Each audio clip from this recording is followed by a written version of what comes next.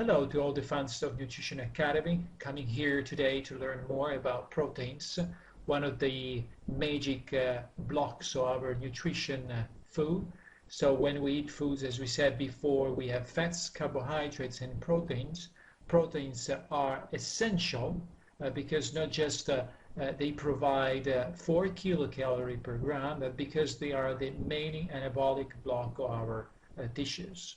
All our body, muscles, heart, organs in general are made up of proteins. So that's why they are very important. And you need to make sure that your diet contains the right amount of protein in order for you to be healthier, have an immunity system that is capable of fighting all the viruses and bacteria that will try to damage your body. But also you have enough muscle mass to raise your metabolism, and you have enough amino acids to build and to create all the enzymes and hormones that your body needs. So proteins are much more essential than carbohydrates and fats. But in your diet you need carbohydrates because, as we said before, glucose is the main source of energy for your brain. You need fats because some of those are essentials too, and they're very much important, especially for the absorption of vitamin, and they give a lot of energy to your body, especially if you do exercise program.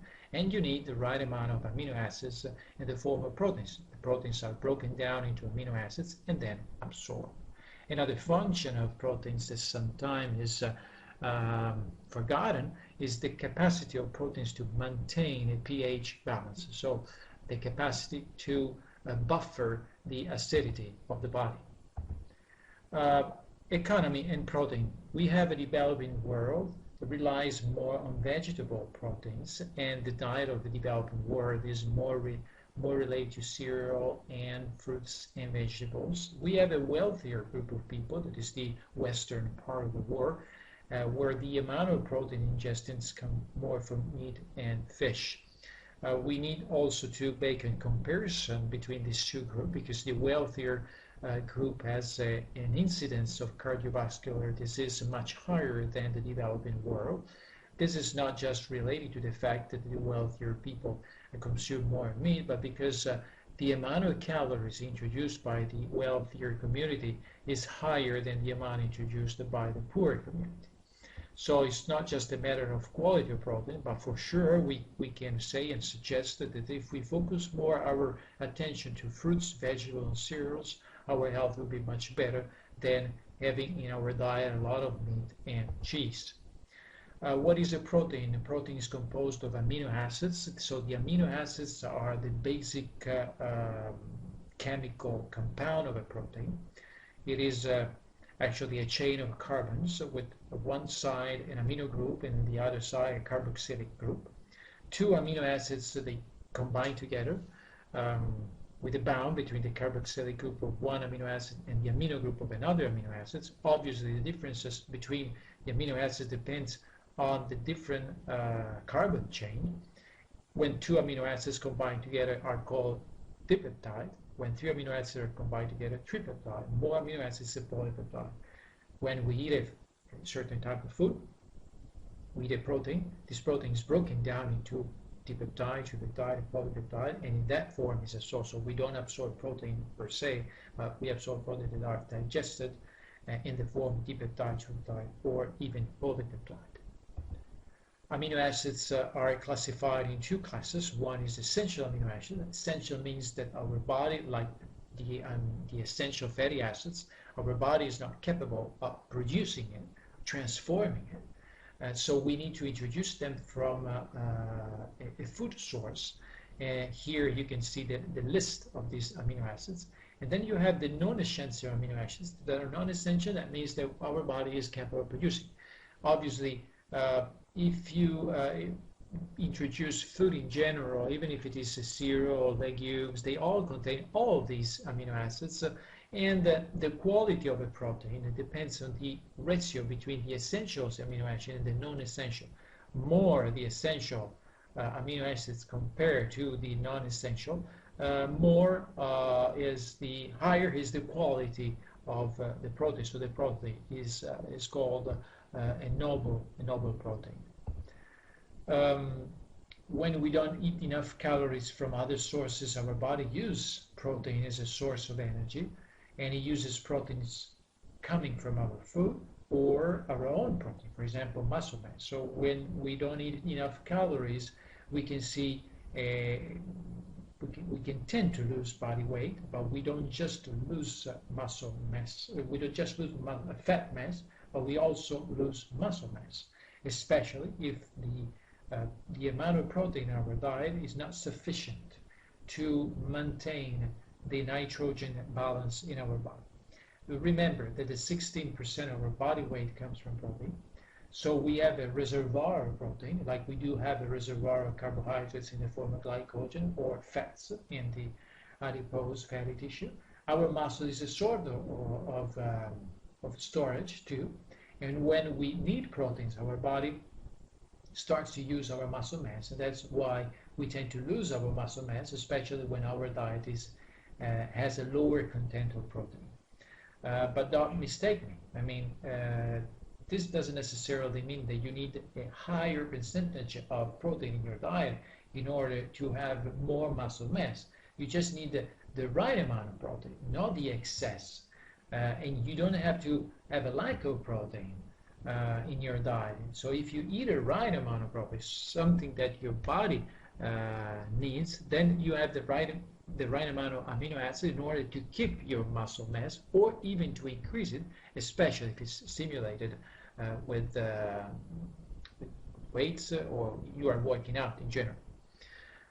Proteins obviously can be used to produce fats and glucose, even if they are in excess, because if we have a diet that is composed majorly by proteins, then we tend to use them also to produce fats, to produce glucose that is essential for our body. And in order to do that, they are catabolized, and the catabolization of amino acids go through two processes called one deamination and the other one decarboxylation to produce urea and CO2. So what we tend to have is an increase of ammonium and urea in our body if our diet is composed majorly of proteins. And this is something that we need to avoid because it causes a burden to your liver and your kidneys. So you just need to have the right amount of protein in order for your body to keep and maintain your muscle mass and your tissue, your hormones and your enzymes. And then combined to that, you need to add the right amount of fats and carbohydrates. So getting to the conclusion, how much protein in the diet we should have. It depends the body weight. So the more you weigh, more protein you have to introduce in your diet. Depends the lean body mass. So more lean is your body mass, the higher is the percentage of protein that you have to have in your diet. In general, we can stay from 1 to 2 grams of protein. If it is a very high intensity athlete that works a lot, you may even reach 2.5 or 3 grams of protein per kilogram of body weight. Generally, you're close to 1 if it is a sedentary person. You're close to 2 if the person tends to be active.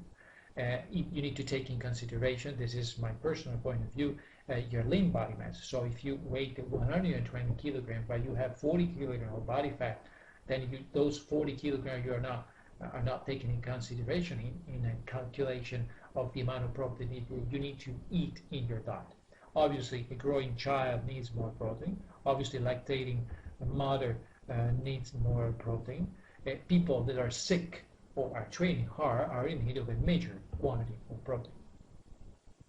And in order to have a complete diet, what sorts should our protein come from? Well, it depends the nutritional style that you have, but in general, we can say better if the source of protein comes from fish, even daily. Red meat, you can stay in the red meat if you like it, 1-2 times per week. Processed meat, seldom. That means that processed meat is to be used very seldom because they use a lot of preservatives that are dangerous for our health. Cheese or dairy product once daily. You can choose, for example, from yogurt or 1 portion of cheese or milk. And cereal and legumes daily, because if you combine cereal and legumes together, you get a very high quality of protein, because some of the amino acids that are lacking and they are in a smaller amount in cereals or in a higher amount in legumes. So if you combine them together, you obtain the perfect protein. And then eggs 2-3 times per week.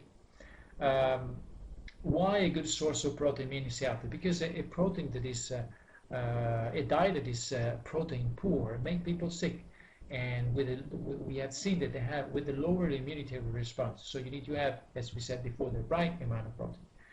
Also, protein is very good because it increases the energy consumption. In order to metabolize your protein, your body uses more energy than metabolizing fats and carbohydrates. So there is a thermogenetic effect. And then protein make you feel full earlier because they activate a receptor in the brain. It is called more because it's a morphine-like, morphine-similar receptor. This increases the production of glucose in your intestines, and that causes a suppression of hunger. And then proteins help you stay fit if you don't exaggerate, because fit means healthy, and if you exaggerate with protein, you are not healthy anymore because you strangulate, you make your organs, especially your liver and your kidneys, to work harder. So you need to have the right amount of protein, because if you have the right amount of protein, you have the right amount of muscle mass, and especially if you work out, you keep and staying fit. Thank you.